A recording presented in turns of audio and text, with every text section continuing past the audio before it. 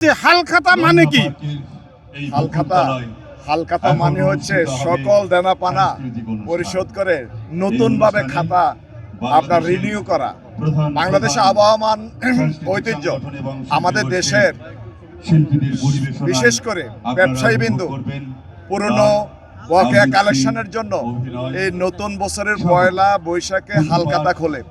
সকাল থেকে শুরু করে সন্ধ্যা পর্যন্ত নানান খাবার আয়োজন করা হয় এবং তার ক্রেতাদেরকে বিশেষভাবে মিষ্টান্ন দেওয়া হয় এবং আপ্যায়ন করা হয়। অতীতের সকল বকেয়া টাকা পরিশোধ করে নতুনভাবে তার সাথে একটা সুন্দর সম্পর্ক উন্নয়নের এই অনুষ্ঠান করা, এটাকে হালখাতা বলে। আচ্ছা, আপনি তো ঢাকা 5 আসনের এমপি, আপনার আসনে যত চাঁদাবাজ আছে, দুর্নীতিবাজ আছে, তাদেরকে পরিষ্কার করে হালখাতার মতো নতুন খাতা আপনি তৈরি করতে চাচ্ছেন কিনা? আমরা নতুন খাতা ওপেন করেছি 12ই ফেব্রুয়ারির পরে 13ই ফেব্রুয়ারি। আমি মূলত শপথ গ্রহণ করার মাধ্যমে আমার হালখাতা শুরু হয়েছে।